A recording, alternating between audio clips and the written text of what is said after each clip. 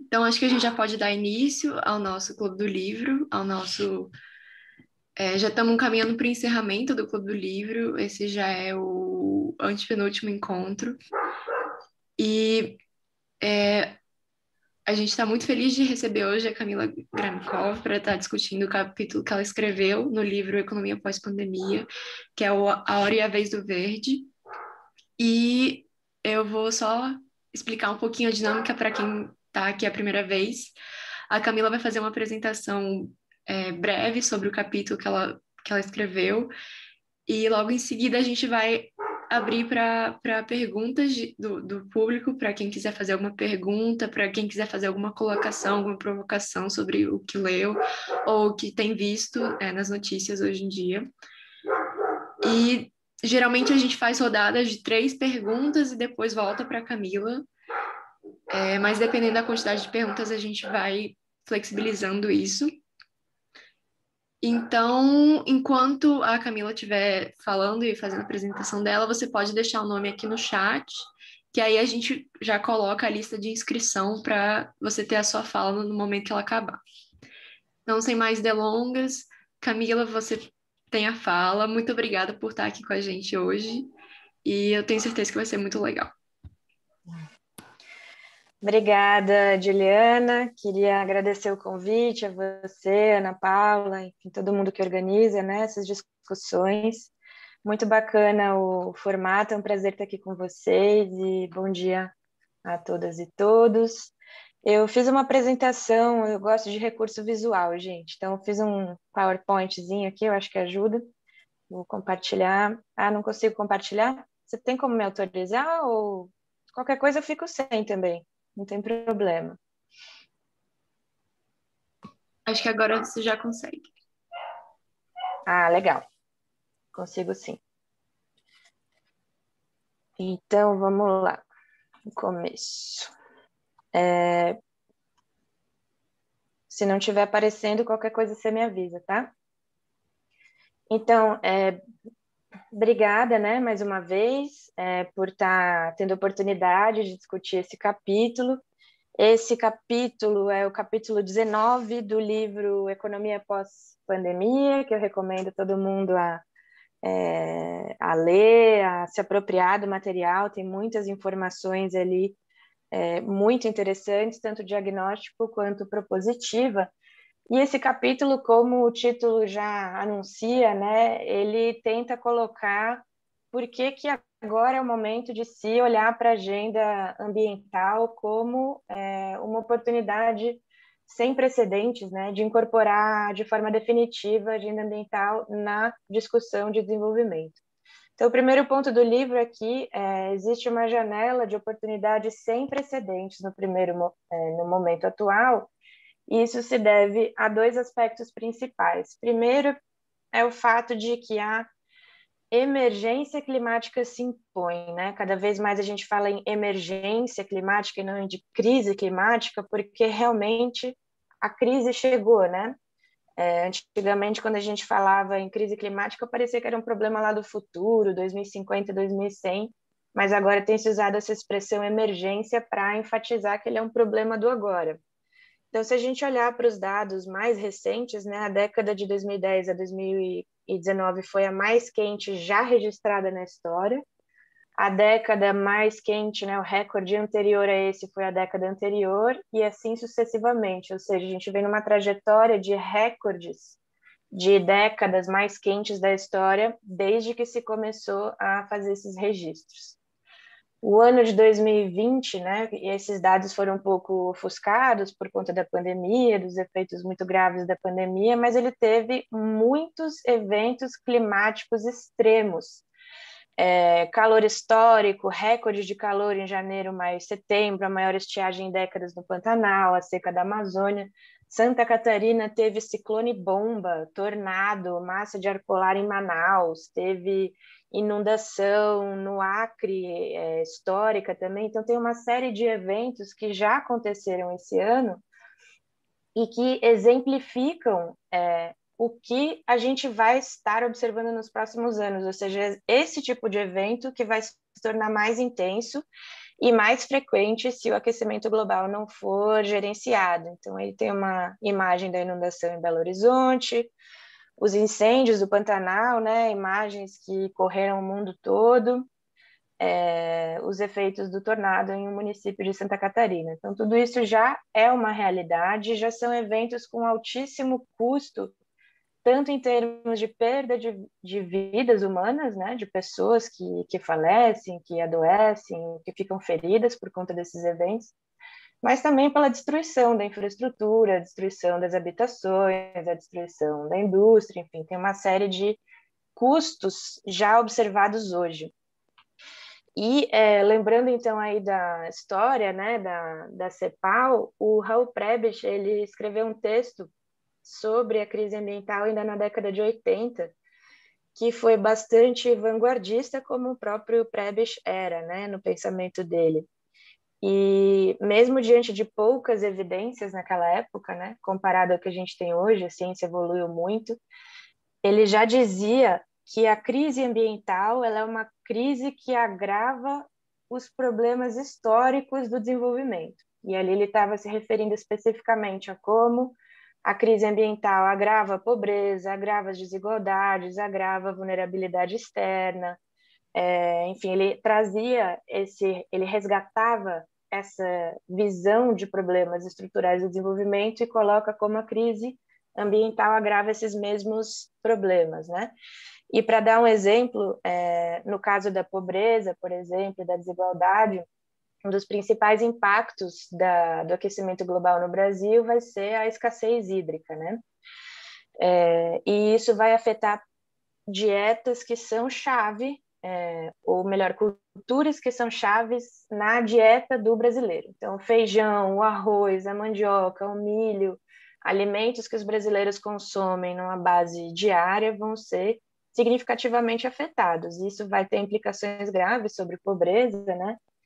Insegurança alimentar, e também culturas-chave para o setor exportador, né? Então, algumas culturas muito vulneráveis são a soja, o café, o algodão, entre outras, que são culturas nas quais o país vem se especializando cada vez mais nos últimos anos.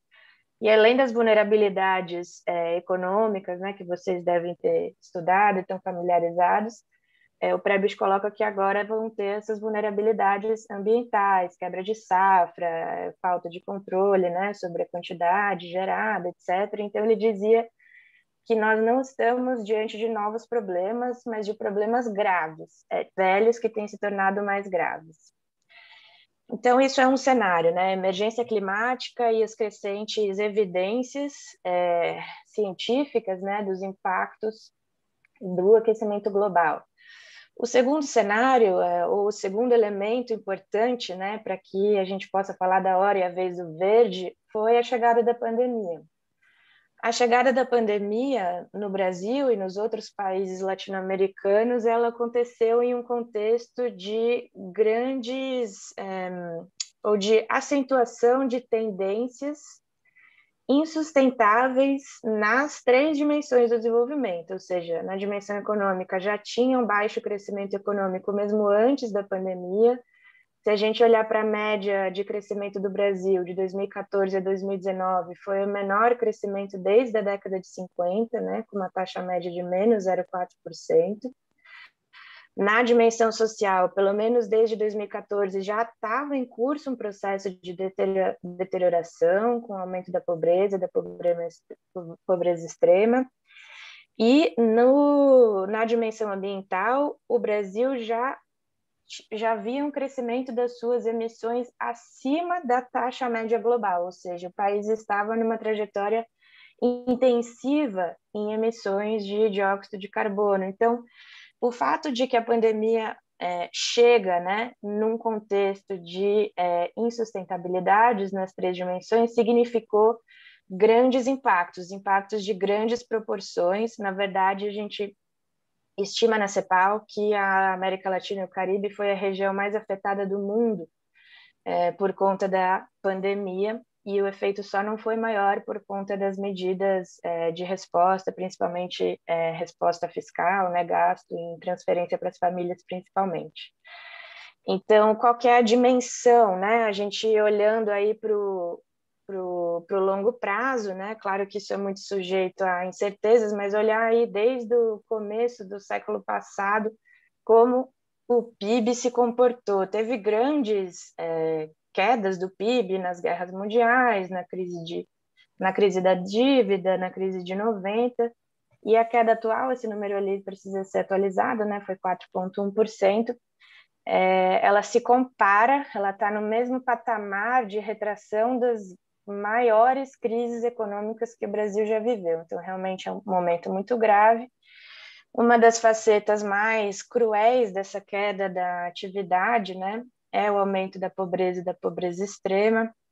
Nós estimamos que, em termos de pobreza extrema, tenha pelo menos 500 mil pessoas a mais em situação de pobreza em relação a 2019 e mais de 9 milhões de pessoas em situação de pobreza adicionais, né, a mais em relação a 2019.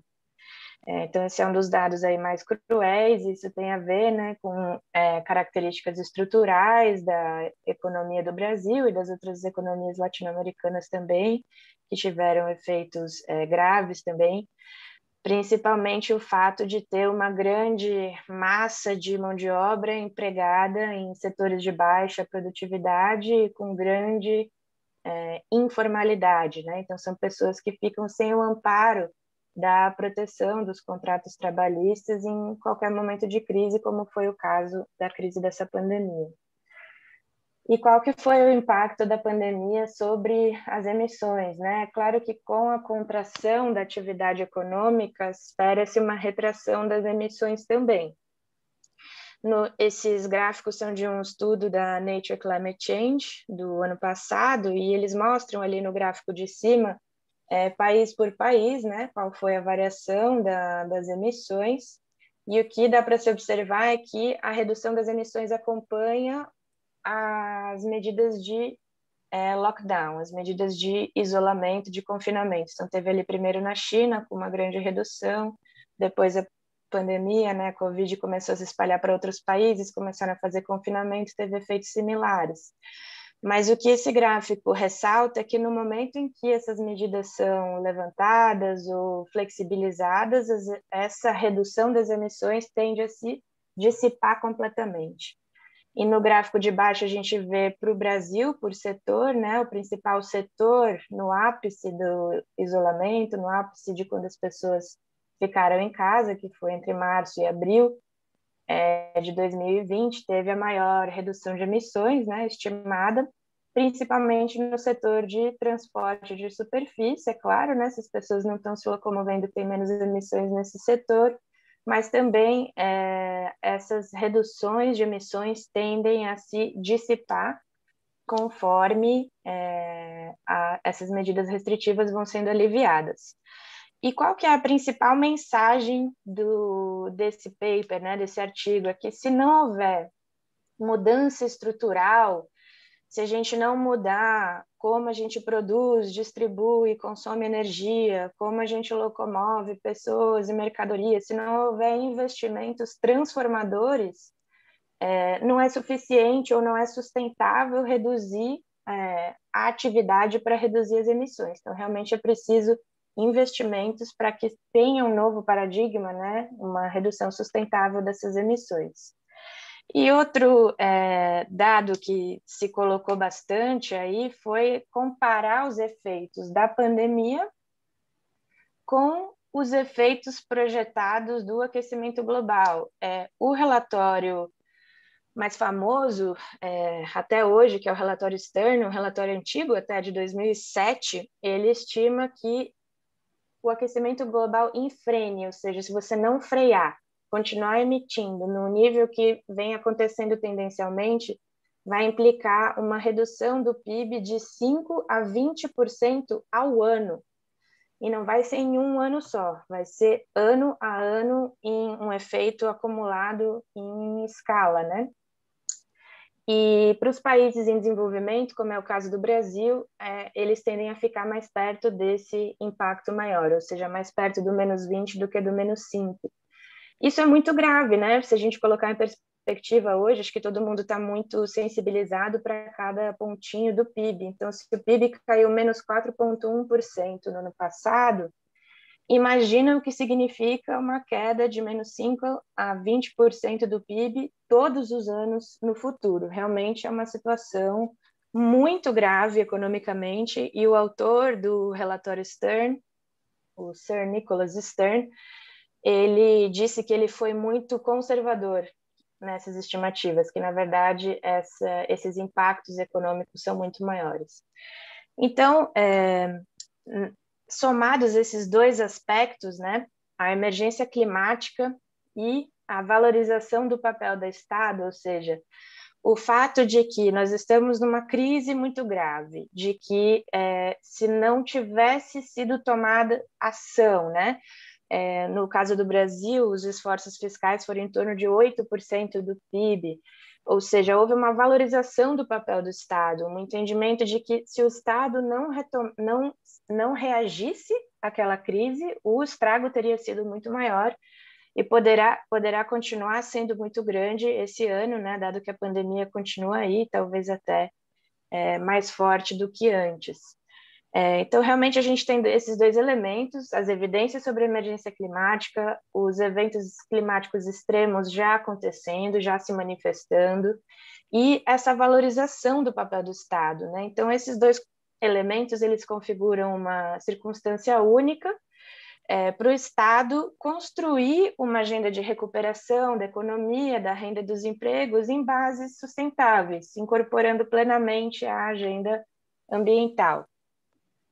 E aí outro ponto do capítulo, que o capítulo traz, é que essas propostas de recuperação verde, elas não são novas.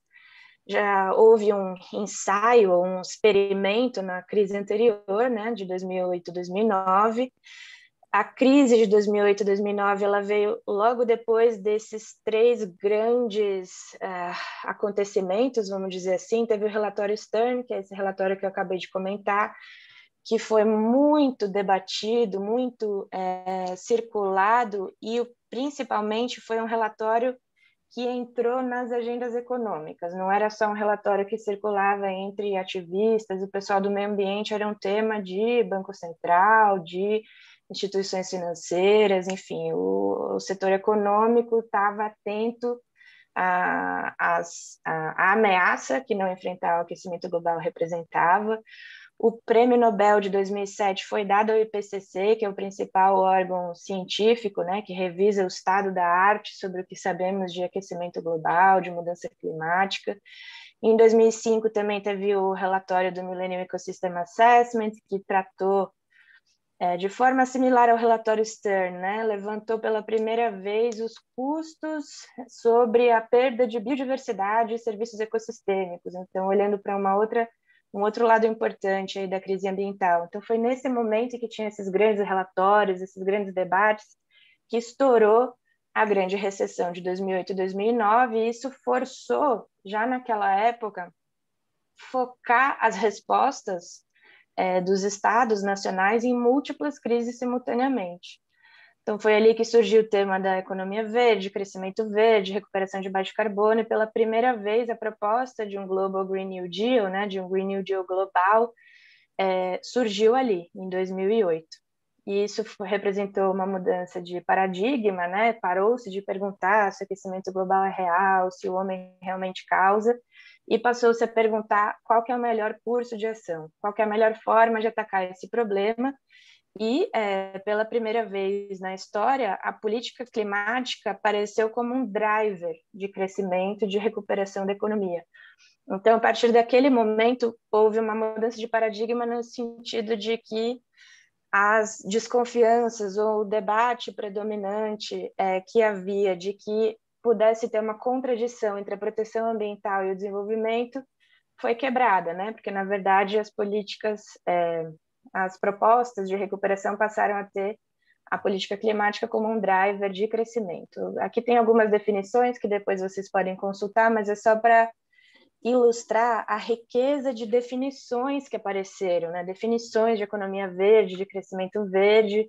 Das definições, naquela época se aterrissou, mas foi numa escala muito pequena, nos primeiros pacotes de estímulos fiscais verdes, né? Também não vou entrar em detalhes, mas só para destacar o caso da China, que foi o maior pacote naquela época ainda, né? Ainda estou falando da crise anterior, com mais de 220 bilhões de investimentos em áreas sustentáveis, e a Coreia do Sul, que embora tenha um pacote pequeno, entre muitas aspas, comparado com o da China, né? Esses 36 bi da Coreia representaram mais de 80% dos estímulos fiscais totais do país. Então, foi o país que mais apostou em estímulos verdes para se recuperar. Então, naquela época foi um aprendizado, e eu estou trazendo isso porque o momento atual ele depende de uma trajetória, né, de um aprendizado que nos trouxe até aqui. Então, naquela época foram mais de 500 bilhões globalmente. A maior parte desses recursos foi anunciada por países do G20. Esse montante ficou abaixo da meta do 1%, que era a proposta do Global Green New Deal na época. Nós sabemos disso, né? Afinal, não houve uma transição de baixo carbono como era esperado. E uma das principais razões para isso, e que, na minha opinião, é dos principais aprendizados, é que na crise anterior teve um foco muito grande em políticas monetárias, né, de quantitative easing, e foi rapidamente visto que isso não teve uma eficácia nem para enfrentar a crise e muito menos para induzir investimentos verdes, investimentos sustentáveis, né? Faltou política fiscal naquela crise. Então, indo agora para o momento atual, essa agenda de retomada verde ganhou um novo fôlego, tanto porque existe uma nova crise, e essa crise é muito mais dramática do que a crise de 2008 e 2009, né? Se a gente olhar para aquele gráfico que eu mostrei no começo, a crise de 2008 e 2009 mal aparece. Então, realmente, a crise atual é muito mais grave e exige respostas. E nesse período aí de 10, 12 anos da recessão de 2008 e 2009, a gente tem mais evidências e mais eventos extremos acontecendo que reforçam a questão da emergência climática. Então, olhando para os estímulos atuais, né? Hoje em dia, esses estímulos são muito maiores do que na crise anterior, os estímulos fiscais verdes, né? Existe esse levantamento da Vivid Economics, que acompanha, monitora, e quem tiver interesse eu convido a acompanhar o site deles, que eles estão sempre atualizando. Eles estimam que os estímulos fiscais verdes já estão na casa dos 3,7 trilhões de dólares, né, em diversos países, tanto países em desenvolvimento quanto países, economias mais avançadas, países desenvolvidos. E tem uma pluralidade de medidas e estratégias que eu vou passar bem rapidamente. A Coreia do Sul, né, se vocês lembrarem, foi um dos países que apostou muito no Green New Deal na crise anterior, continua apostando muito no Green New Deal na crise atual, apresentou uma injeção de 48 bi nessa área. No Canadá, é um outro tipo de política, o financiamento emergencial, ou seja, o socorro para as empresas grandes, ele é um financiamento condicional. O Canadá só apoia, só salva aquelas empresas que tiverem transparência de seus compromissos climáticos. No Chile, o Chile anunciou no meio da pandemia um aumento da ambição dos seus compromissos climáticos, como parte da estratégia de recuperação sustentável. No Paquistão tem um programa muito interessante, que é um programa bem keynesiano verde, né? Programa Tsunami de 10 bilhões de árvores. No Paquistão, eles estão pagando trabalhadores rurais ou pessoas em situação de pobreza em áreas rurais para plantar árvores, para recuperar o capital natural. A Costa Rica trabalhando com a bioeconomia, o pacote para o futuro da Alemanha. Na França também tem financiamento com resgate condicional. A União Europeia anunciou o maior pacote de estímulos de todos os tempos, que é o Next Generation EU, que é parte do Green New Deal europeu, e ele tem componente central de temas verdes, de baixo carbono, de transição, adaptação, etc. A China anunciou que vai antecipar o pico de emissões dela, ou seja, eles vão atingir o pico em 2030 e vão alcançar a neutralidade até 2060. Nos Estados Unidos, o atual presidente acabou de anunciar, né, o Green New Deal, um programa de 2 trilhões de dólares ao longo de 8 anos, com foco em infraestrutura, enfim, tem uma série de iniciativas no mundo todo que mostram que essa agenda está ganhando fôlego. No entanto, esse mesmo índice que eu apresentei no começo, né, da Vivid Economics, também estima quais estímulos têm uma contribuição negativa para o meio ambiente, e a gente vê que essa aqui foi atualizada em fevereiro de 2021 até fevereiro de 2021, na maior parte dos países, os estímulos ainda tinham um impacto negativo no meio ambiente, né? Mais impacto negativo do que positivo para a maioria dos países, com algumas exceções. Esse outro tracker, né, o monitorador, enfim, uma forma de monitorar esse tema na área de política energética, acompanha os anúncios ou as respostas da pandemia na área de energia, e se vê que o apoio dado nesse setor, ainda a maior parte é voltado para energias fósseis incondicionais, ou seja, sem qualquer condicionante de eficiência ou de neutralização, etc. E poucos estão na área de energias limpas. Então, o que isso nos diz, né? Que os estímulos verdes são maiores do que na crise anterior, que são um passo importante na direção correta, mas eles estão sendo insuficientes para uma mudança estrutural, né? Para transformar, tanto no sentido de alcançar a redução de emissões necessárias, quanto no sentido de induzir uma recuperação sustentável da economia. Existe um risco, né, de flexibilização das regulações e políticas ambientais sobre o pretexto da recuperação econômica. Isso já aconteceu na China, com a volta dos subsídios aos combustíveis fósseis, nos Estados Unidos, com a flexibilização da regulação de poluição dos veículos. Então, isso pode acontecer.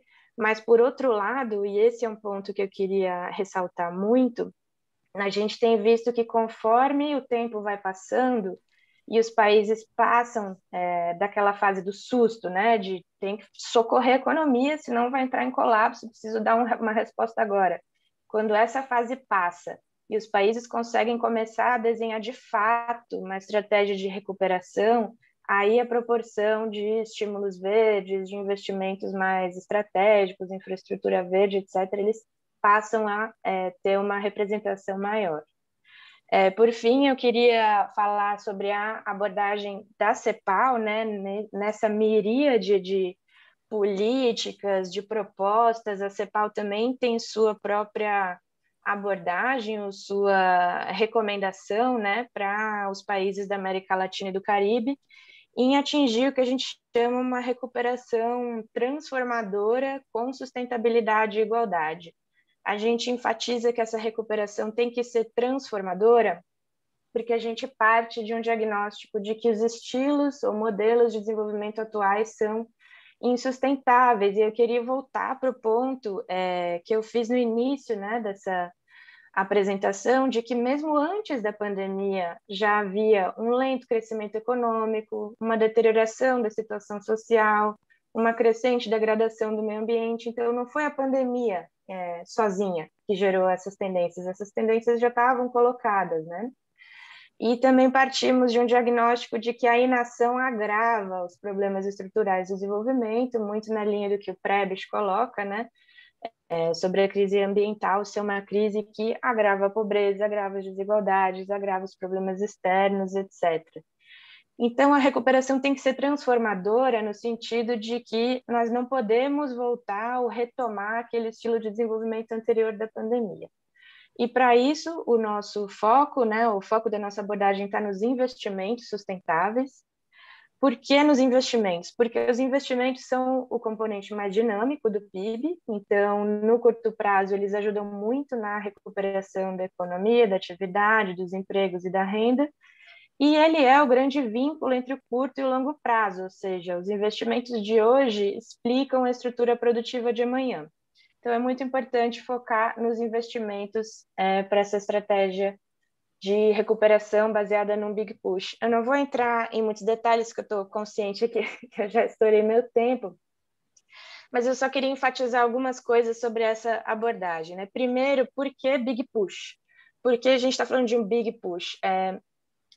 a ideia é que essa transição ou essa transformação do estilo de desenvolvimento, ela precisa acontecer de forma coordenada em todos os setores.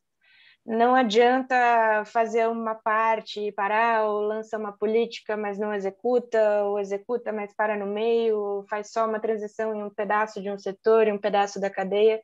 Realmente a gente está falando de um big push no sentido de que essa transformação do estilo de desenvolvimento ela tem que ser coordenada em diversas áreas simultaneamente.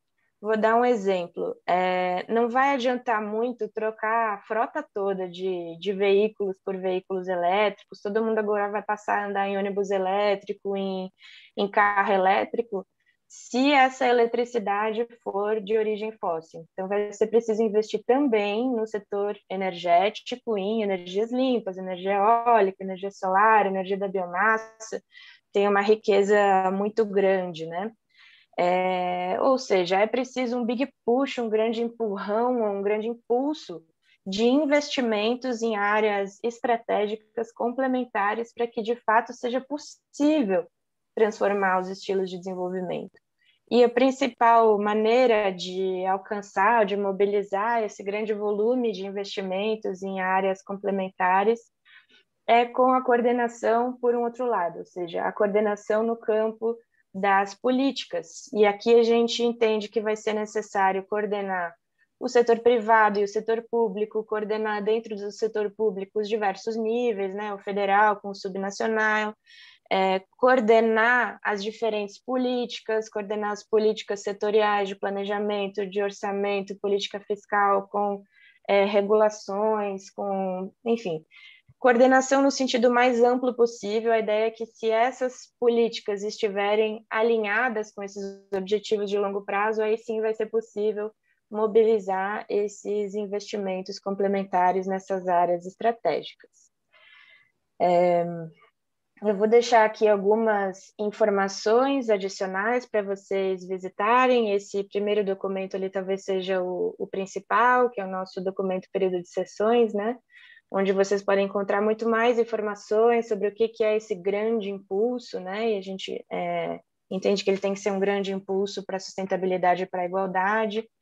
O segundo tem informações sobre desafios e oportunidades para o caso do Brasil, em particular. A gente também fez um repositório de casos, né? A gente tem esse repositório com diversos estudos de casos de investimentos no Brasil, em linha com essa ideia do Big Push. Tem também uma publicação sobre investimentos transformadores. Na verdade, essa publicação ela contém os 15 estudos de casos mais transformadores nessa linha de transformação de estilo de desenvolvimento, né?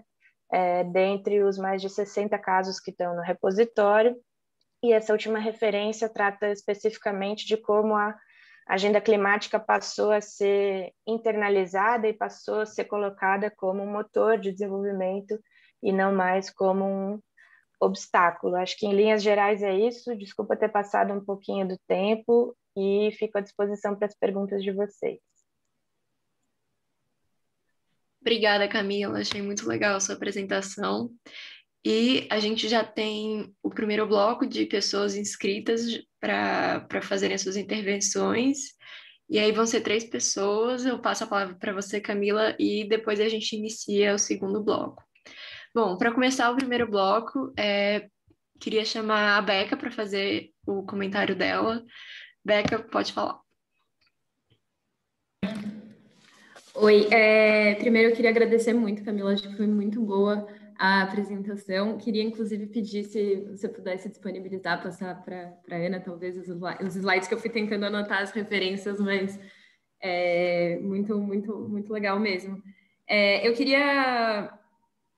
Tenho 2 perguntinhas muito curtas e queria fazer um comentário depois. Eu queria... Desse mapa, desse gráfico que você mostrou de emissões em 2020, pelo trecho que você mostrou, eu fiquei meio assustada com a significância da área de transporte, assim, porque eu lembro de ver no segundo semestre do ano passado os dados que o Brasil ia ser um dos únicos países que não ia ter redução com o Covid devido aos aumentos promovidos pelo desmatamento e queimadas. Fiquei com essa dúvida. E aí, acho que era de pergunta, eu acho que é isso. E aí, o que eu queria, enfim, acho que um debate super interessante nesse negócio de, ok, hoje, apesar da gente ainda ter os negacionistas, não é mais o normal do debate, né? Você consegue, que bom que a gente consegue ter um debate muito maior de quais são os caminhos, mas eu fico pensando muito que a gente tem uma diferença, não só da forma, mas também do onde chegar, né? Acho que a gente não tem pacificado qual é o modelo de desenvolvimento que a gente quer, né, ter no longo prazo. Eu fico pensando que impacto... Porque, assim, o meu pensamento hoje é que a gente vai precisar tanto fazer tudo o que der, vai precisar, né, mudar a matriz energética, talvez até precise mandar colocar aquele negócio que esfria a terra, sei lá, tipo, é tão urgente, tão grande o problema que a gente vai precisar fazer todo tipo de intervenção possível, assim, mesmo aquelas que talvez no desenho estratégico do que um modelo de desenvolvimento a gente acha que não muda comportamento e talvez não seja sustentável a longo prazo.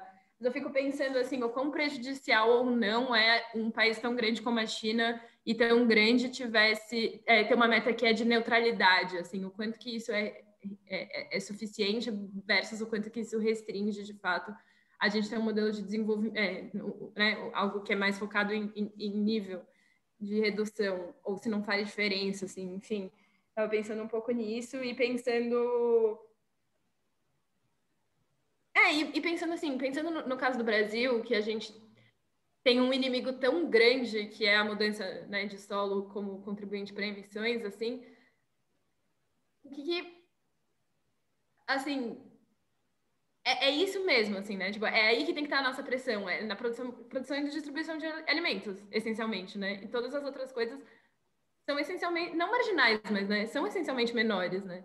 E acho que isso, enfim, é muito mais complexo porque está na mão de muito menos gente, né?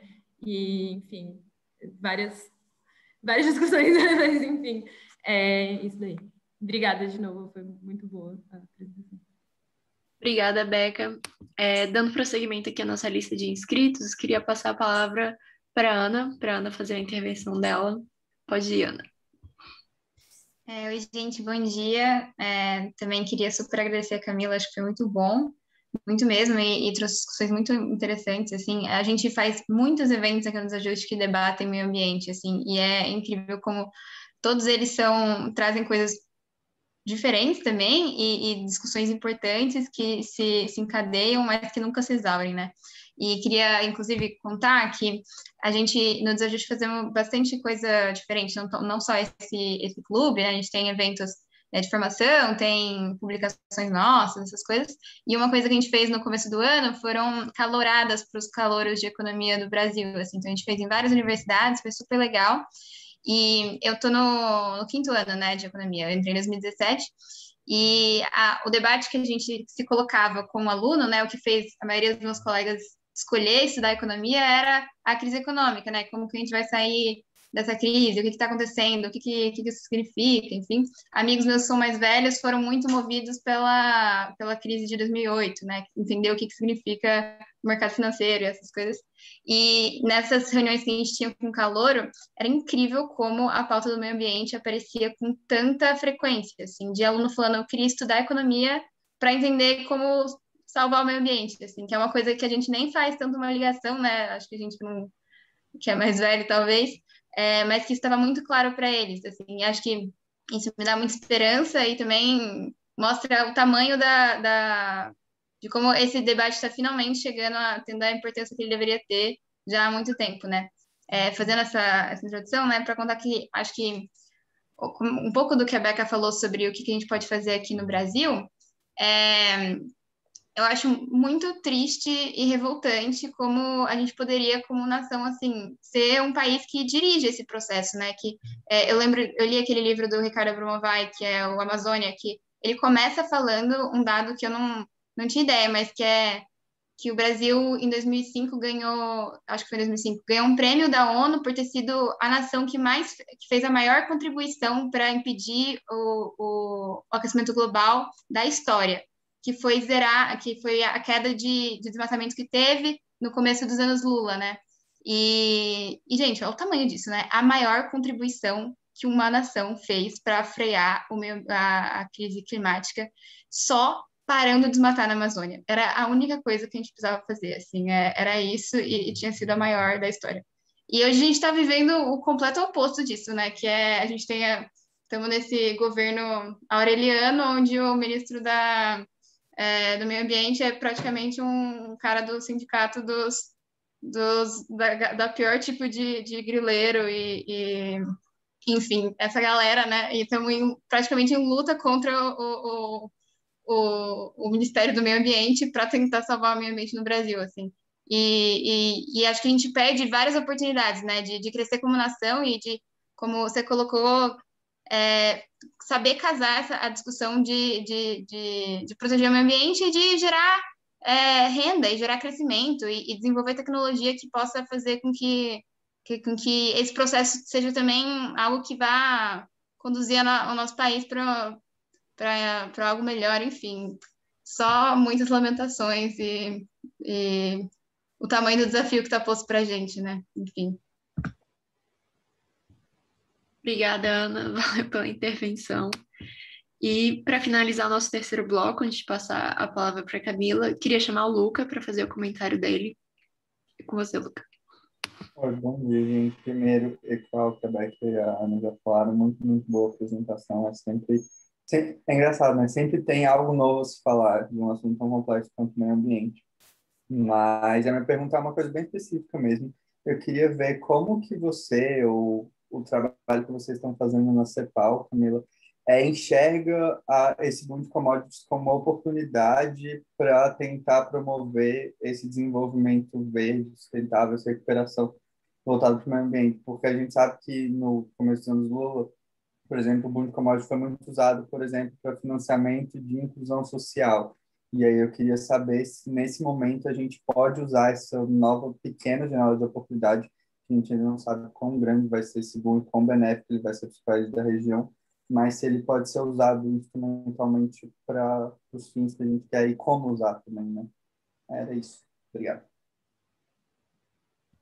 Obrigada, Luca. Bom, Camila, pode abrir seu microfone para responder essas intervenções, conforme você quer. Obrigada, Juliana. Excelentes comentários, adorei o nível aqui, o pessoal, estou vendo que tá acompanhando aí mesmo, está engajado, né, nas discussões, muito bom. Eu vou seguir a ordem aqui. Beca, você traz excelentes pontos sobre a questão do desmatamento e queimadas. Vamos lá. O Brasil, ele segue um padrão atípico de emissões comparado com a maioria dos países e comparado com a média mundial. Na maioria dos países, o principal setor de emissões é energético, produção de eletricidade e transporte. Normalmente um desses dois, e os dois dão a parte principal, parte dominante das emissões, né? No Brasil é diferente. No Brasil, o principal setor, se você somar mudança de uso do solo, que é essencialmente desmatamento, com as emissões do setor agro, só desses dois você já tem mais da metade das emissões. Isso tem a ver com o fato de que o setor elétrico brasileiro é relativamente limpo, mais de 67% da energia elétrica é de origem hidro, né? Não tem emissões, mas tem outras questões. E tem a ver com a quantidade massiva de emissões do desmatamento. A quantidade de carbono que é liberada com as queimadas, com o desmatamento, todo aquele carbono que fica estocado naquela vida, né, nas plantas, nos troncos das árvores, no próprio solo, aquilo é liberado para a atmosfera quando você desmata. E realmente é uma quantidade brutal, é muito carbono. Então, primeira coisa, isso é uma especificidade que o Brasil tem, esse padrão de emissões. E o que acontece com o desmatamento tende a explicar o conjunto das emissões do país. Então, realmente, embora tenha havido pequenas emissões, pequenas reduções no transporte de superfície, porque tem menos gente circulando, pequenas reduções de emissões na indústria, no comércio, porque, né, está produzindo menos, está usando menos eletricidade. O fato de que teve um aumento significativo no setor desmatamento, no setor mudança do uso do solo, mais do que compensou a redução nos outros setores. Então, até nisso, o Brasil é atípico, porque mesmo em no momento em que o país atravessa uma das maiores crises da sua história, tem aumento de emissões, né? Mas aí a gente tem que olhar para essa especificidade do país. Então, espero que isso tenha ajudado a esclarecer, porque naquele gráfico não aparece o desmatamento, e isso é um problema nas análises internacionais, porque normalmente para os outros países isso realmente não é tão significante, incluir esse setor, mas no caso do Brasil faz toda a diferença, né? E aí eu já queria emendar com a questão da Ana Paula e já volto para suas outras, tá, Beca? Que é a questão da Amazônia, né? Porque, de fato, a Amazônia é muito importante, tanto na questão do equilíbrio climático, porque perder a Amazônia significa um volume de gases de efeito estufa acumulados na atmosfera que é incompatível com as metas, né, de aquecimento global. Então, é preciso, assim como a gente poderia fazer um paralelo com o petróleo, né? Tem muitos ativistas que defendem keep it on the ground, mantém no solo. Não é compatível queimar essa quantidade de carbono com as metas que a gente tem. Então, realmente, a Amazônia tem um papel central. Outro papel, olhando aí o papel da Amazônia para o país, né? Vamos esquecer o resto do mundo. Porque eu entendo, né, na minha visão, que a Amazônia ela é um ativo estratégico, ela é fundamental para a sobrevivência do país, literalmente. A gente está vendo agora, que está acompanhando as notícias aí, uma grande escassez hídrica que pode levar a um colapso energético, né? Estão falando aí que os reservatórios de água das grandes hidrelétricas, que são a principal fonte de abastecimento elétrico do país, estão a níveis muito baixos para essa época do ano, quando elas deveriam estar num nível elevado para aguentar os próximos meses que vão ser de seca, e as estimativas são que as secas vão ficar piores. Então, se você olha por essa questão, a escassez hídrica ela vai ser um problema, ela já é, né? Isso precisa ficar muito claro, um problema muito grave. Ela vai afetar a soberania energética, ela vai afetar a soberania alimentar, isso vai ter impactos na produção de alimentos também. E o que isso tem a ver com a Amazônia, né? A Amazônia ela é uma grande bomba de água. A Amazônia puxa a água e ela traz milhões e milhões de litros de água diariamente por um sistema chamado rios voadores, né? Até ganhou esse nome porque o volume é tão grande que é como se fossem rios voando da atmosfera e trazendo a água para o centro-oeste, para o sudeste, para o sul do Brasil e até para outras regiões da América do Sul. Então, preservar a Amazônia é fundamental para preservar a disponibilidade hídrica, que é fundamental para a produção agrícola, para a produção de alimentos, para a produção de eletricidade, dentre outras coisas. Então, assim, mesmo que, vamos supor, você não gosta de bicho, não quer abraçar a árvore, não é disso que se trata. Se trata de preservar funções ecológicas que permitem a produção econômica, a própria existência da vida no país, né? Então, de fato, a Amazônia ela tem um papel muito central, sem falar nos povos originários, na riqueza cultural. O professor Abramovay, né, que a Ana Paula citou aqui, ele chama a Amazônia da Biblioteca de Alexandria, de tanto de conhecimento que existe lá, conhecimento genético, possíveis ativos, princípios farmacêuticos, enfim, ele tem uma grande biblioteca a ser explorada ainda e geradora de soluções e riqueza para o país. Então, realmente é um tema central falar de Amazônia. A gente tem colaborado na CEPAL, né, com diversos países, que a Amazônia não é só um tema Brasil, né, tem outros países que fazem fronteira. A gente tem buscado trabalhar nessa visão mais integrada, regional sobre a conservação do território. E aí eu queria voltar para a pergunta da Beca, né, depois de falar sobre desmatamento, Amazônia, sobre qual que é o modelo, né, o fato de que precisamos saber para onde vamos, né? Essa é uma excelente pergunta e ela é o ponto de partida de tudo isso, né, que eu estava comentando, que eu falo no capítulo, porque essa é uma discussão que pertence aos países, né? Embora a gente coloca assim, jogamos luzes, né? A gente tenta iluminar o caminho, não estamos totalmente no escuro, mas de fato quem tem que definir isso são os países, né? Não é a CEPAL que vai dizer faz isso aqui, vai para lá, mas a gente tem algumas diretrizes para ajudar a nortear ou ajudar a organizar o debate, vamos colocar assim. Qual é o futuro que queremos, né? Para onde queremos ir? O que a gente quer? O que o Brasil quer? Quais são essas luzes, né? Quais são esses pilares, vamos colocar assim, de futuro que a gente entende que já estão colocados? Primeiro, existe o debate internacional sobre o futuro, né? Principalmente a Agenda 2030, os 17 Objetivos de Desenvolvimento Sustentável.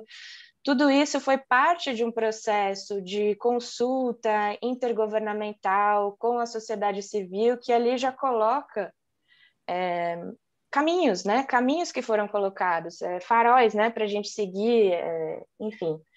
A Mariana Mazzucato, né? Que talvez vocês conheçam, ficou muito famosa com essa ideia de mission-oriented, que as políticas têm que ser mission-oriented. Ela fala que as missions já estão colocadas pelos ODS, estão ali as missions, né? A gente já sabe, erradicação da pobreza, igualdade de gênero, equilíbrio climático, e aí estão claros ali, estão colocados os temas, vamos dizer assim, né? E aí cabe aos países entender o seu papel naquele desafio e a sua contribuição. Acordo de Paris, o principal acordo climático, né, em vigor. Enfim, as principais agendas internacionais, elas já dão algumas pistas, principalmente nessas agendas que são globais por natureza, ou seja, como você quer enfrentar o aquecimento global sozinho? Ele é um tema global, tanto faz se você pode reduzir 100% suas emissões aqui. Se um outro país vizinho continuar emitindo, tanto faz para a atmosfera é uma só, então ela é um problema de natureza global, precisa ter uma coordenação entre os países para enfrentar esse tipo de problema. Outras luzes, outros pilares que a gente identifica, revisitar o quadro legal do país.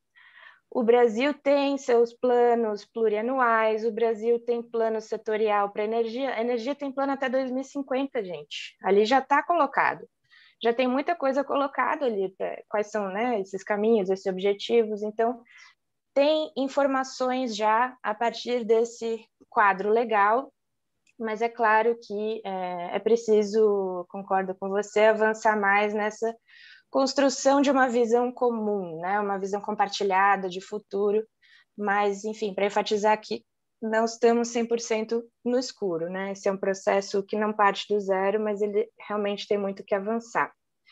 Você falou sobre a China também, a China é um ator fundamental, ela é hoje o principal emissor de gás de efeito estufa do mundo, já passou os Estados Unidos, então não tem como falar em equilíbrio climático sem falar dos grandes emissores, né? Quando o Trump anunciou a saída do Acordo de Paris, houve uma grande preocupação, porque seria muito difícil resolver um problema que é global sem o segundo maior emissor do planeta, mas agora o novo presidente Biden já retornou ao Acordo de Paris, enfim, está dando sinais bem claros aí da prioridade que ele está dando para essa agenda.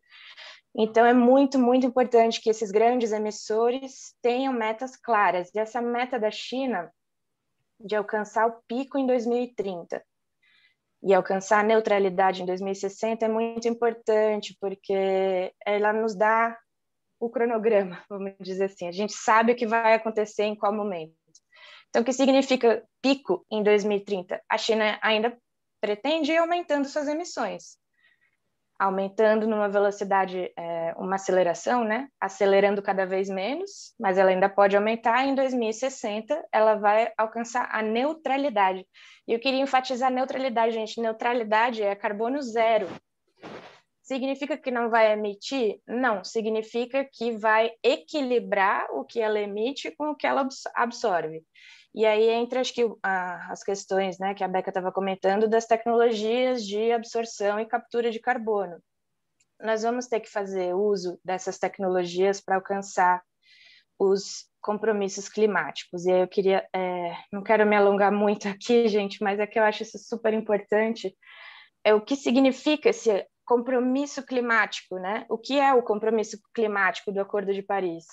Os países signatários, 175 países, incluindo o Brasil, concordaram que o limite seguro, ou seja, se passar disso aqui, não é mais seguro, corre realmente risco de colapso, possíveis riscos para a existência humana, né? Um limite, um teto de 2,5 graus, com um parágrafo ali dizendo para fazer esforços para 1,5 grau.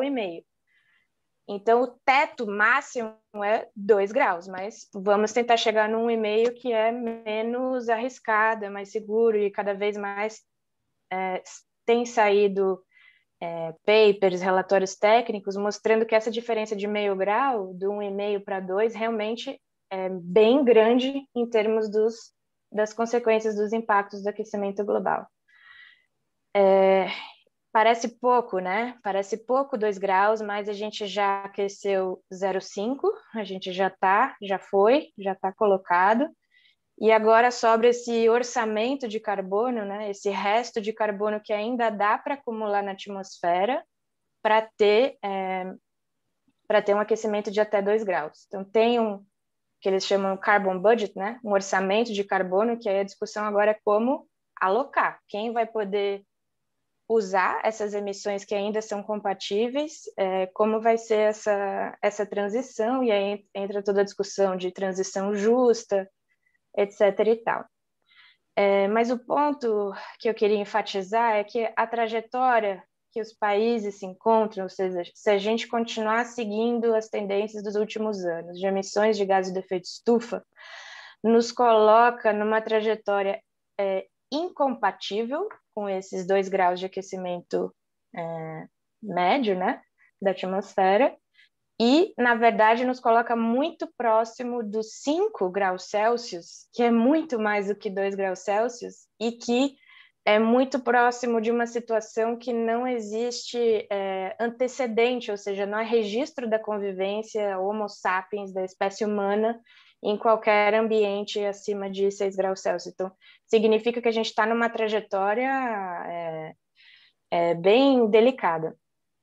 E, bom, para finalizar, e aí eu já entro com a pergunta do Luca, na minha opinião, tem 2 formas de entender a importância de enfrentar o aquecimento global. Uma seria essa visão mais catastrofista, mas é um catastrofismo científico, certo? São evidências científicas do que vai acontecer, não é invenção, enfim. Se isso não for enfrentado, realmente estamos falando de uma situação muito, muito séria, e especialmente séria para os países em desenvolvimento, por terem menos recursos para lidar com esses eventos extremos. Isso por um lado. Agora, o outro lado, e aí entrando na pergunta do Luca, ok, então o que a gente pode fazer? E o mais interessante nessa segunda visão é como você pode fazer da agenda climática, que é uma agenda estrutural, é uma agenda de transformação, é uma agenda de longo prazo, como você pode fazer disso uma agenda de desenvolvimento. E claro que isso vai ser uma discussão país a país, porque cada um tem uma disponibilidade de recurso natural, uma quantidade de capacidades adquiridas, disponibilidade de mão de obra, etc., etc. Mas essa é a mais interessante, é sobre ela que a gente trabalha bastante, viu, Luca, nessa linha do Big Push para a sustentabilidade. E aí você pergunta sobre o boom de commodities, né? Como que ele pode ser uma oportunidade. ele tem que ser uma oportunidade, vamos começar por aí, né? Ele precisa ser uma oportunidade, a gente não pode deixar passar esses momentos de ventos favoráveis para a nossa economia e não fazer as políticas de transformação estrutural necessárias. A gente precisa aproveitar a entrada de reservas internacionais, aproveitar eventualmente uma situação fiscal mais favorável que permita gastar mais, tem que ser aproveitado porque essa é a janela que se abre, né? É essa janela que se abre pelo tipo de especialização produtiva que a gente tem, pela heterogeneidade estrutural, por uma diversidade de fatores estruturais, né? A região, os países da região não vão conseguir, não vão ter condições de fazer políticas de transformação estrutural em um contexto adverso. Então, tem que aproveitar realmente esses momentos para fazer a transformação necessária. Mas eu acho que eu me estendi demais aqui, desculpa, gente, eu me empolgo.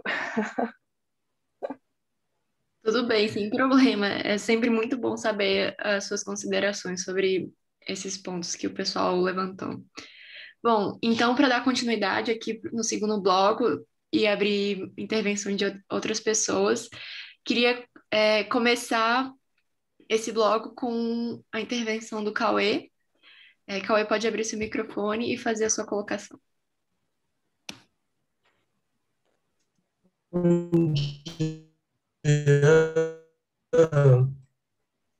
Obrigado, Camila, colegas que estão aqui presentes, né?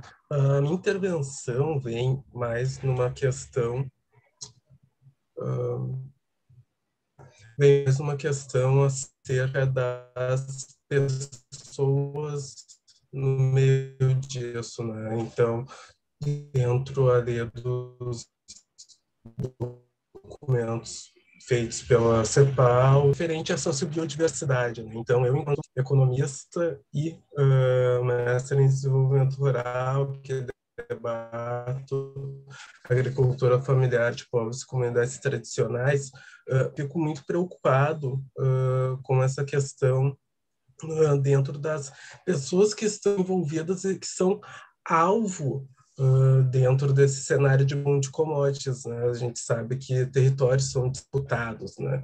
Então, até que ponto essa janela de oportunidade é uma janela para né? Porque no boom de commodities muito poucos ganham, né? Então, a preocupação é mais nesse sentido dos atores envolvidos, né? E dentro disso, aqueles que são alvos, como fazer justiça social e organizar a sustentabilidade ambiental dentro desse debate, privilegiando os atores que realmente estão mais próximos da natureza, né? Dentro desse debate, porque conceitos que são formulados no norte global até podem servir para um caráter discursivo, mas não prático, né? Então, mas esse debate que tem sido debatido dentro do CEPAL e qual a tua perspectiva em relação a isso? Obrigado. Obrigada, Cauê. Só uma questão antes. Camila, você conseguiu entender direito? É porque para mim cortou um pouco. Para mim também cortou, mas acho que eu peguei sim os principais pontos da pergunta. Ah, tá. Obrigada. Bom, dando continuidade aqui ao nosso segundo bloco, eu queria passar a palavra para a Júlia. Pode fazer o seu comentário, Júlia. Oi. Então, eu tenho duas perguntinhas, se eu puder fazer aqui, que a primeira é sobre... eu tenho visto várias notícias sobre o meio ambiente, sobre essa questão climática, que trata mais sobre a emissão de carbono, combustíveis fósseis, energias renováveis e coisas desse tipo. Mas o que eu acho bem curioso é que em quase nenhuma notícia que eu estou vendo aparece a questão da poluição ou algo relacionado com o acúmulo de lixo, de lixões a céu aberto. E eu sei que isso ainda é um tema muito importante que, para mim, não está sendo muito bem explorado. Então, se a convidada puder citar algum estudo relacionado a isso, que não entra muito na questão climática, mas ainda tem um peso para o meio ambiente no geral, tanto que, até onde eu sei, vários países, principalmente africanos, têm já esse acúmulo de lixo, mesmo pelo envio de países europeus para lá. Isso está gerando muitos problemas, e como isso pode repercutir para o futuro, é algo que eu acho bem interessante tratar. E a segunda pergunta é algo bem mais específico, que é meio que uma polêmica que se tratou e que eu vi em alguns lugares, gerou uma comoção, acho que mundial, quando foi discutida, que é aquelas propostas de investimento do Bill Gates sobre uma tal de geoengenharia, que ele falou que iria ajudar a conter o aquecimento global, as mudanças climáticas, e de repente se perdeu, eu não ouvi mais falar sobre isso. Aí se a CEPAL ela ainda vê isso como alguma coisa razoável para se tratar no futuro, se é uma possibilidade de solução, ou algo que é só alguma coisa da mente do Bill Gates mesmo, de um setor muito específico da sociedade que acha que essa é uma solução muito mais viável do que outras medidas. É algo que eu ainda estou tentando digerir. Obrigada, Júlia. Dando continuidade aqui, agora o Wilson, se ele puder fazer a fala dele, sinta-se à vontade. Tá bem. E aí, pessoal, bom dia a todas e todas. Agradecer também aí, Camila, pelas considerações e, enfim, pela participação de hoje aqui. Na verdade, a minha pergunta era, enfim, uma questão sobre um dos pontos, né, que é sobre a questão dos créditos de carbono, né, porque, enfim, óbvio que é inegável a agenda e a emergência, enfim, todos os esforços dos países que têm sido feitos, mas, por exemplo, a gente sabe da capacidade do capitalismo de mercantilizar, né, as coisas, enfim, de como os países podem, enfim, capitalizar essas iniciativas. Então, por exemplo, se pudesse comentar um pouco nesse sentido do crédito de carbono, porque ele meio que, pelo menos, né, tende a meio que, ao meu ver, penso eu, de dar, né, direito, enfim, a esses países a poluírem, no caso, os países desenvolvidos, né. Então, é meio que, de certa maneira, não atingindo aí, né, esses benefícios climáticos que são esperados, né. E pode, com isso, acabar tendo também uma supervalorização, né, desses créditos, à medida, né, que esse mercado do crédito de carbono, ele vai se desenvolvendo, né? Então, meio que, inclusive, podendo até prejudicar a economia desses países que estão em desenvolvimento, né? À medida que a compensação se dá pelos países desenvolvidos investindo nesses países em desenvolvimento e também na compra desses créditos das nossas florestas. Então, se pudesse também comentar esse outro lado, né, esse outro sentido que tem também, né, do crédito, era isso. Obrigada, Wilson. Bom, como a gente não tem mais inscritos, eu queria, na verdade, pedir para o Rafael também fazer a intervenção dele, e aí a gente encerra os blocos e temos a resposta final da Camila no momento seguinte. Rafael, se quiser abrir seu microfone para falar. Bom dia, pessoal. Obrigado, Camila, pela participação e parabéns, eu achei que foi sensacional. E na verdade, não é nenhuma dúvida, eu só queria fazer um pedido, eu queria me aprofundar um pouco mais no assunto, e se você puder compartilhar ao final da reunião a sua apresentação, né, em slides, seria bastante legal, né, para a gente ir mais a fundo e entender ainda mais o que você já passou. Obrigado. Obrigada. Bom, Camila, se você quiser, então, fazer o seu comentário final depois dessas intervenções. Tá, joia. Muito bons comentários de novo, né? Obrigada. Eu vou seguir a ordem aqui novamente, vou tentar ser mais sucinta dessa vez, mais objetiva, né? A pergunta do Cauê. Cauê, falhou um pouco o seu som, mas eu entendi que a sua pergunta tem a ver com a má distribuição da terra, né, no país, o fato de que a terra está concentrada na mão de poucos, né, e que existe um risco desses ciclos de alta de commodities acabarem sendo um ciclo concentrador e, vamos dizer assim, magnificador, né, das desigualdades, pelo fato de que esses benefícios econômicos tendem a se concentrar nas mãos desses poucos que detêm a terra, que conseguem se inserir nesses mercados internacionais, né?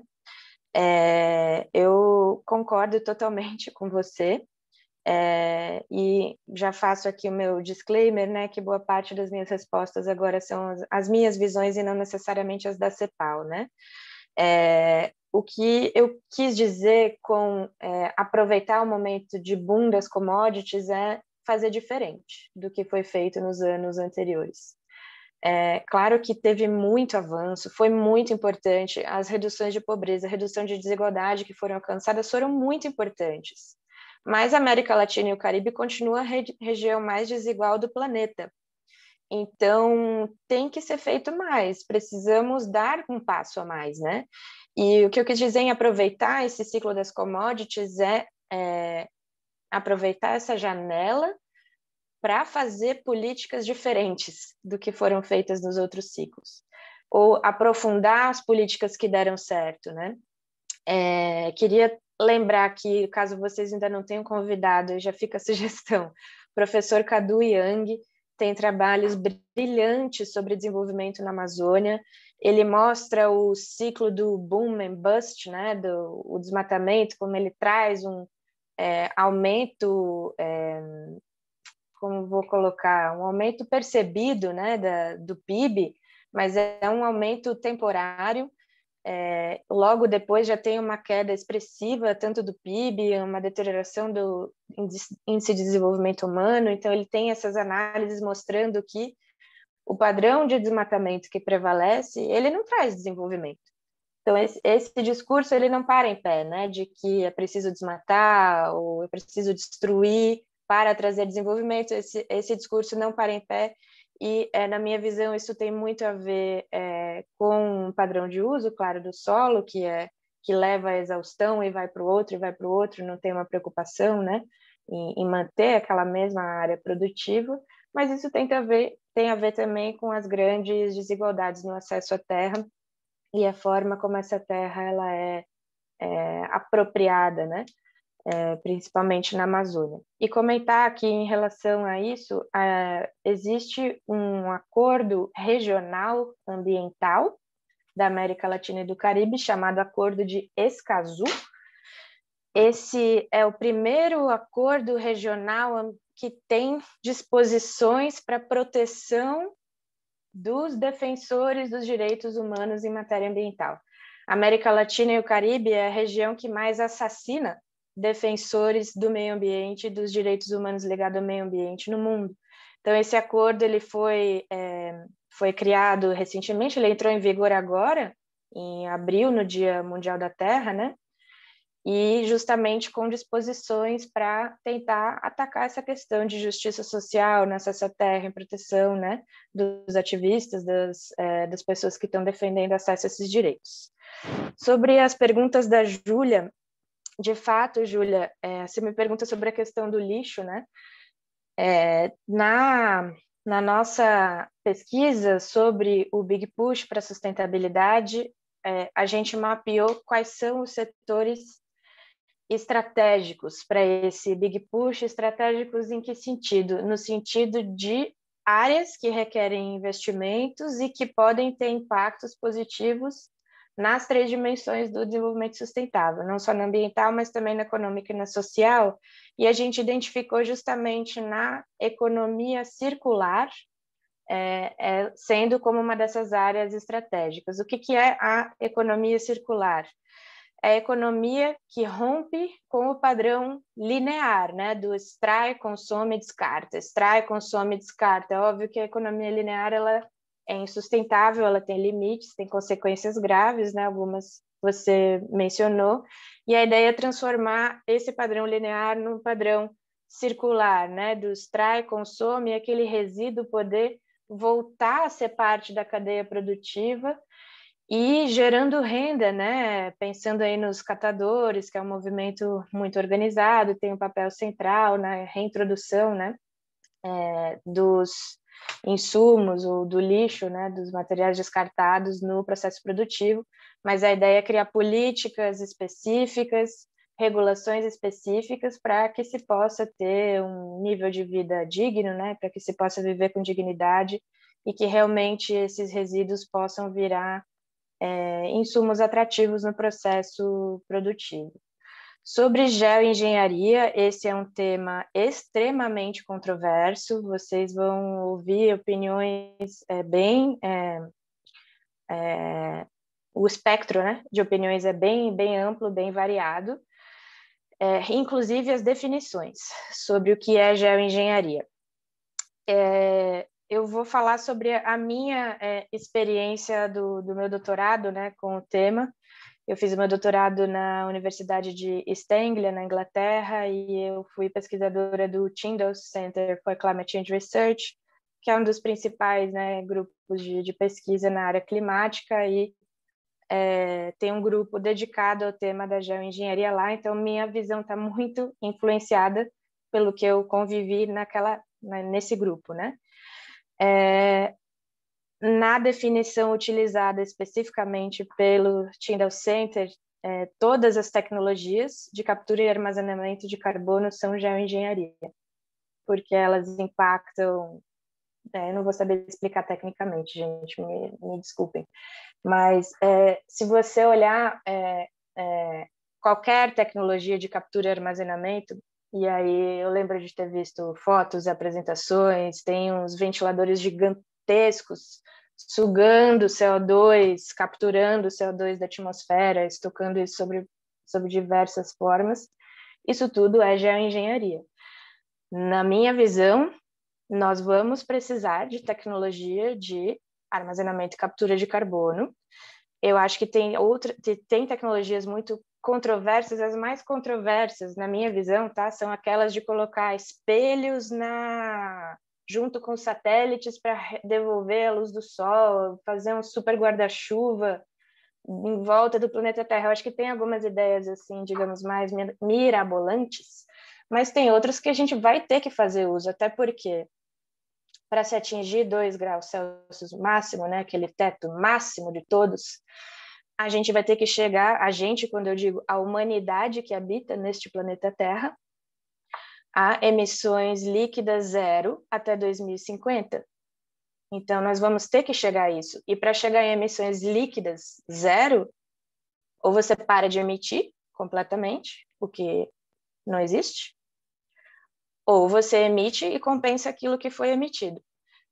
Eu não sei se entra nas tecnologias de geoengenharia, mas a tecnologia mais simples do mundo, mais barata do mundo, mais abundante no Brasil, e que pode ser uma super oportunidade, aí já vinculando com a pergunta do Wilson, é reflorestamento. Reflorestamento, gente, captura uma quantidade absurda de CO2 que fica retido ali conforme as árvores vão crescendo, vão armazenando aquele carbono na sua estrutura, né, no tronco, nas folhas, nas raízes, o próprio solo vai se transformando quase num ente vivo, né, que tem muito carbono ali. É uma das formas mais seguras também de se armazenar carbono, basta não desmatar que aquele carbono sempre vai estar ali estocado, né? Não sei se isso configuraria como geoengenharia, mas eu entendo, na minha visão de futuro verde, vão ser necessários programas, volumes absurdos de reflorestamento, de recuperação de capital natural, né? E aí eu queria entrar na pergunta do Wilson sobre mercantilização de carbono. Esse é um outro tema muito controverso, e aqui, de novo, eu tenho uma opinião que não necessariamente coincide com as da CEPAL, mas o que acontece, né, nesses mercados? Está muito em discussão agora, artigo 6 do Acordo de Paris. Essa ideia de que existe uma eficiência em ter um mercado, né? Não preciso explicar para vocês, economistas, sobre isso, mas é parte daquela ideia de que a poluição existe porque ela é uma externalidade não capturada por um preço na economia. Então, como ela é grátis, eu posso poluir o quanto eu quiser, sem qualquer tipo de custo, e a solução para isso é criar um preço, estabelecer os direitos de propriedade, criar um preço e o mercado vai atingir o ótimo, certo? É um pouco essa filosofia de forma muito simplificada. Com essa filosofia, eu discordo bastante dela, né? Dessa visão, acho que é muito simplista de um problema que é muito complexo, especialmente de um problema de natureza global, difuso, com tantos atores envolvidos e com tantas questões ligadas. Mas eu queria trazer uma outra pesquisa que a gente fez, que na verdade é fruto da minha tese de doutorado, para inverter um pouco essa lógica. No meu entendimento, nós vamos precisar de um mix de políticas, nós vamos precisar de muitas políticas. Eu não acredito e não há evidências de que você consegue resolver um problema tão complexo com uma política, né? Uma monotonia de política. Você escolhe uma política, bota um preço no carbono e acha que isso vai resolver. Não vai resolver. Ou, o que é mais sério ou mais interessante nessa pesquisa que eu vou comentar rapidamente é que, se você quiser fazer da redução dramática das emissões de gás de efeito estufa uma estratégia de desenvolvimento, aí realmente você vai ter que pensar em outras políticas para compor esse mix. Essa pesquisa que eu estou me referindo, né, que foi fruto da minha tese de doutorado, eu fiz uma simulação, né, de um cenário, e a precificação de carbono entrou no formato de um tributo sobre carbono, que não tinha nada a ver com a perspectiva de internalização de externalidades, mas sim em criar espaço fiscal ou criar margem para o Estado, para o poder público, poder fazer outras políticas de estímulo aos investimentos verdes. Então, é uma outra lógica.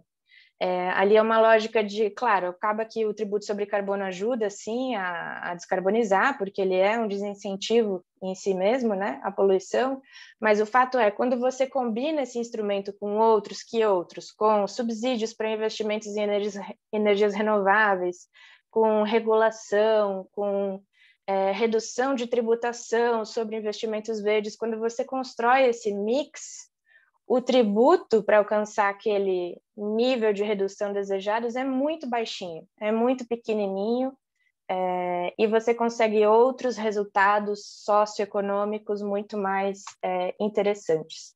Então, eu queria só colocar essa perspectiva, porque eu acho que o debate sobre esse tema da mercantilização do carbono, ele realmente é muito complexo, eu não conseguiria resumi-lo aqui, mas eu acho que a gente pode se apropriar desses tipos de instrumentos com uma narrativa coerente com aquilo que a gente quer construir, com aquilo que a gente quer dizer. E, Rafael, obrigada, né, pelos comentários. Eu vou disponibilizar, sim, o PowerPoint, acho que eu mando para a Ana Paula, enfim, depois o pessoal aí se organiza para encaminhar para vocês sem problemas. E convido, né, a lerem os materiais, participarem das discussões. Eu queria mencionar um último ponto para fechar numa nota positiva, né, para a gente ter um fim de semana. Hoje é Dia Mundial do Meio Ambiente, então também é legal vocês pensarem o que vocês podem fazer e como se envolver. E comentar com vocês que no Senado Federal do Brasil existe a Comissão de Meio Ambiente, e nós estamos desenvolvendo uma parceria técnica com a Comissão de Meio Ambiente do Brasil para desenvolver propostas legislativas para um big push ou para um grande impulso para a sustentabilidade no Brasil. Então, existem espaços, existem discussões, existem construções, e acredito que esse espaço, né, no legislativo, que está sendo puxado no Senado Federal pelo presidente da CMA, que é o senador Jacques Wagner, é um desses espaços muito importantes e muito necessários para a gente construir estratégias na linha do que foi conversado aqui hoje. Obrigada. Muito obrigada, Camila. Obrigada pela sua exposição tão clara e lúcida sobre esse tema. E obrigada também por essa recomendação final sobre a Comissão de Meio Ambiente, porque, de fato, o âmbito legislativo é um âmbito muito importante para a gente se mobilizar.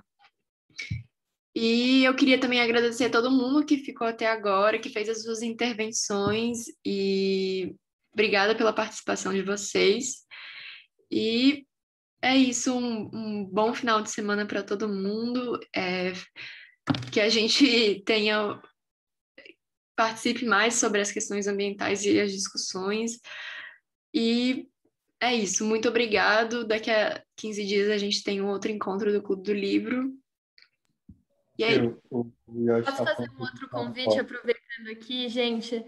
Essa semana, nas próximas 3 semanas, a gente vai ter as últimas 3 aulas do nosso fórum de debates, e é exatamente o começo do bloco Viver no Século XXI. Nessa terça, a gente vai ter um encontro sobre economia solidária. Na outra semana, que é dia 15, vai ter sobre economia de baixo carbono, e dia 22 sobre renda básica. Gente, estão super legais os espaços. É terça-feira, 7h30. Quem tiver afim, chama nós. Diana, não sei se você ouviu, mas o York falou pra gente dar uma foto, então, antes de desligar todo mundo. Então, quem tá aí puder abrir a câmera pra gente dar um print. Isso, gente, abram a câmera aí, quem puder, pra gente fazer a nossa foto de sempre. E, gente, só acho que se alguém não Vamos está lá, no todo grupo de mundo. WhatsApp e quer receber o documento, me manda uma mensagem aqui pelo privado ou, enfim, em qualquer lugar, e eu envio também. E aí, quem tira a fotinha? Eu vou tirar, todo mundo falando SUS, vai, SUS.